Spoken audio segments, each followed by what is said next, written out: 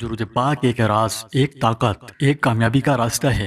یہ کوئی مبالغہ نہیں بلکہ ہم سب جانتے ہیں کہ درود شریف اللہ تعالیٰ کی محبوب ترین عبادتوں میں سے ایک ہے۔ اللہ پاک سورہ احزاب میں فرماتے ہیں کہ بے شک اللہ اور اس کے فرشتے نبی صلی اللہ علیہ وسلم پر درود بھیجتے ہیں۔ اے ایمان والوں، تم بھی آپ صلی اللہ علیہ وسلم پر خوب درود و سلام بھیجو۔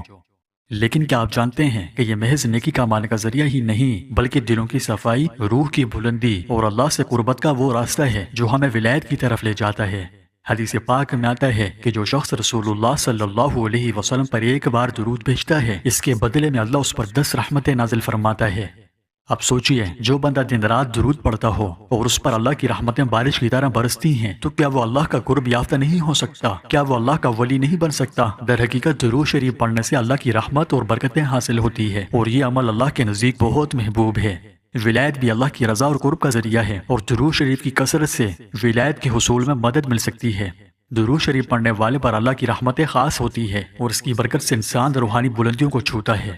تاریخ گواہ ہے کہ جتنے بھی اللہ کے نیک بندے، اولیاء، صوفیاء کرام اور عارفین گزرے ہیں، ان کی زندگی کا ایک نمایاں پہلو درود شریف کی کثرت تھی۔ حضرت شیخ عبد القادر جیلانی رحمۃ اللہ علیہ، حضرت امام نووی، حضرت خواجہ معین الدین چشتی اور بھی بے شمار بزرگ، سب نے درود شریف کو ولایت کا زینہ قرار دیا۔ ایک بزرگ فرماتے ہیں کہ جس دل میں درود شریف بستا ہے وہاں اللہ کی دوستی خود بخود آ کر ٹھکانہ بناتی ہے۔ درود شریف کے راز یہ بھی ہے کہ یہ قرب الہی کا سبب ہے۔ اللہ کا ولی وہ ہوتا ہے جس کا دل اللہ کے نور سے روشن ہو جائے۔ اور درود شریف کیا ہے؟ یہ وہ روشنی ہے جو سیدھی عرش الہی سے نازل ہوتی ہے اور دلوں کو منور کر دیتی ہے۔ حدیث شریف میں ہے کہ قیامت کے دن میرے سب سے زیادہ قریب وہ شخص ہوگا جو مجھ پر سب سے زیادہ درود بھیجتا ہو۔ تو اگر تلاوت درود اس دنیا میں ہر دکھ اور ہر غم سے بچانے کے لیے ہمارے لیے ڈھال بن جائے اور اس فانی دنیا کے بعد آخرت میں جہنم کی آگ سے محفوظ رکھنے کے لیے ہمارا وسیلہ بن جائے تو اس سے اعلیٰ منزل ہمیں اور کیا مل سکتی ہے؟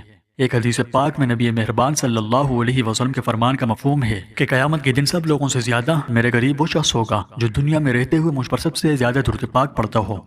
ایک اور حدیث نبوی میں ہے کہ جو شخص مجھ پر ایک دفعہ درود پاک بھیجتا ہے، اللہ تعالیٰ اس شخص پر 10 رحمتیں نازل فرماتا ہے، 10 گناہ معاف کر دیتا ہے اور اس کے 10 درجے بلند کر دیے جاتے ہیں۔